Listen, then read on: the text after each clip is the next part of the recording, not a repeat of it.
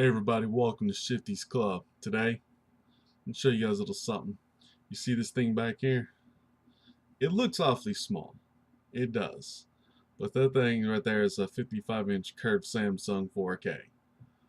I just decided I'd start upgrading this one room and then I'd go from there. I'm actually liking this a lot better than what I had, even though what I had was working, but I figured I'd probably get about two more, or I'd have two of those. I get one more, and then I'd probably have surround sound in the corners of each of the room, or each corner of the room.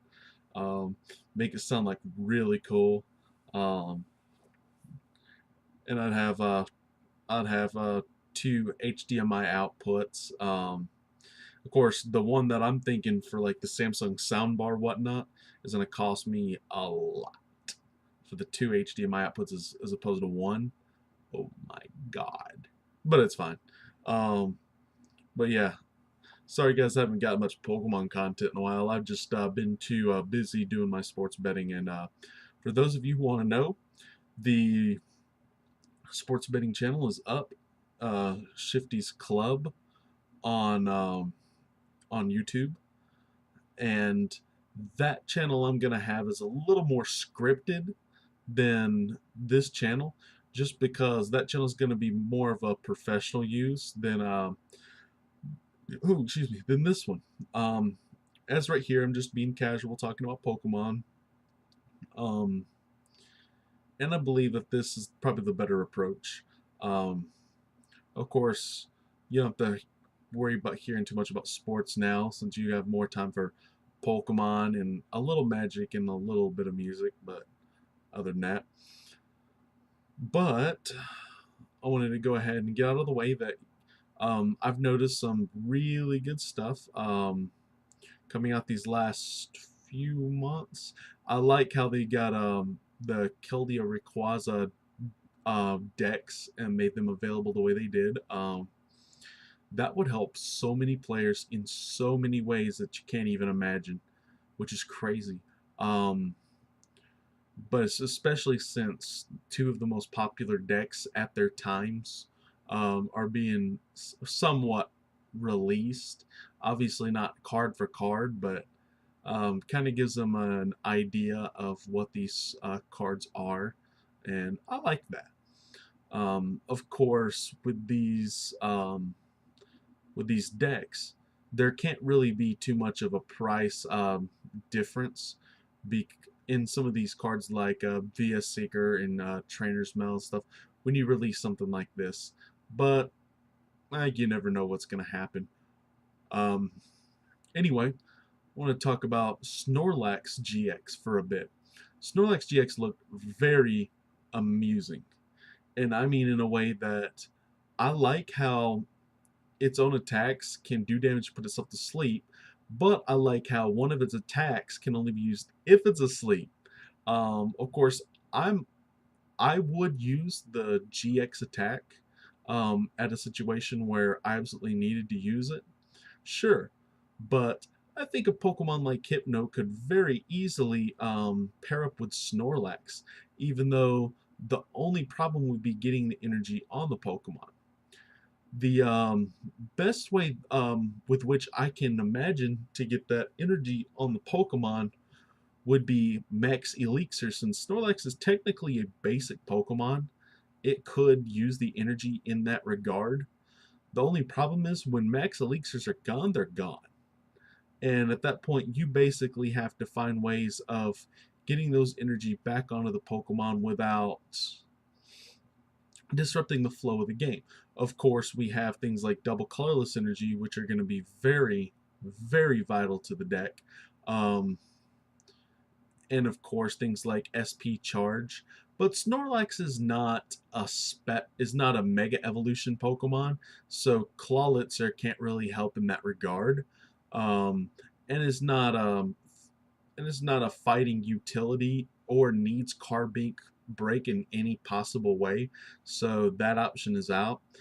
And unfortunately, a lot of my favorite techniques, like Aromatisse, are gone. and they're in expanded, and of course everybody knows that I'm either playing dark or I'm playing something to beat dark, because dark's obviously one of the best decks in expanded. Um, but anyway, I'm still stuck on a way of trying to figure out how to make Snorlax work in standard or modified limited, whatever you want to call it. But I am very interested in Snorlax GX with Hypno. Of course, I don't know what I'm going to run it, um, but we'll find out sometime soon. Of course, right now, like I said, I'm focusing a lot of my energy onto studying sports, getting ready for the different bets I'll be placing, and that's mainly the reason why I've been on the downhill since about 2011. Like, I was really good at this game, and then I started studying sports way too much, into the point where it was making me money. Of course, can't really do something too much as make you money, but it just decreased my ability to play Pokemon as much, I guess. Whereas people like Ness play poker, and I mean, doing the calculations card for card actually might help him a bit compared to what I do. Whereas what I do is study sports, which have absolutely nothing to do with cards or Pokemon whatsoever. So I can somewhat understand how those two tie together and help him at the game, whereas mine completely hurts me. Um, so I'll be going to tournaments. I just probably won't be going to as many, especially with this new crappy system that they put up here on Pokemon.com, where they're saying that they're spreading out all of our regionals. They're doing away with our nationals and putting up these um, continent intercontinental challenges or something like that. It's just getting real crazy. I'm not I'm not too thrilled about this, but but I'll accept it, because it's Pokemon's not completely my life um, at at this moment, whereas it generally is outside of betting season. It's my entire life.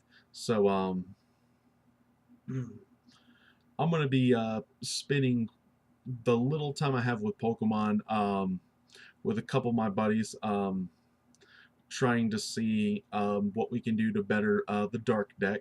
Of course, we've come down to a scenario where we have Jolteon Archeop's ability to completely destroy us if they get set up on turn one with a turn one Maxis and Max Elixir. It becomes very hard for us to beat the deck, because with a Jolteon EX, Max Elixir double colorless, and then Maxie's Archeops. I mean, at that point we can evolve to Eviltal Break, and that becomes somewhat of a problem for us, because at that point we can't put any damage on the board. Even though we're a lightning weakness, I mean, it's not gonna worry me as much, um, because at least at that point I could do damage to Jolteon, and then worry about a Lysander snipe with like a Fright Night Eviltal or something. Um, but unfortunately, the only thing with which we could come up was just run one Pokemon Ranger. We really don't see that this deck will be as big, even though it is one of the most disruptive decks there are. We believe that because of Pokemon like Clawlitzer, Megas are going to become a little more viable. Of course, we've added things like Giratina EX into into our dark deck, because we find that adding this Pokemon may give us a little bit bigger of an edge versus a Pokemon like Seismitoad. We've completely ruled out Seismitoad at this point, but it may come back in the future. But for us, it's just being able to stop Night March if they somehow are able to get a turn one disastrous start against us, which means that things like um, Dark Patch, Energy Switch, Max Elixir, Double Dragon onto a Giratina EX would get us a nice attack. We can get rid of the Pokemon with the double colorless and force them not to be able to play their double colorless the whole game. And it does somewhat come down to the point where um, if we can get this pulled off there, what really happens next. But as always, I'm always thrilled to run this dark deck. I mean, I really have no other option, as it's to me it's the best deck in format, and it's either that play it or counter it. And right now I'm not feeling fond of hardly anything in this format to try to counter it. But anyway, guys, I'm sorry this video was short and I didn't really have as much information to which to give you. But anyway, if you haven't subscribed, make sure to subscribe, post any comments in the comment section down below. And as always, hope you guys had as much fun as I had. I'll see you guys next time at Shifty's Club.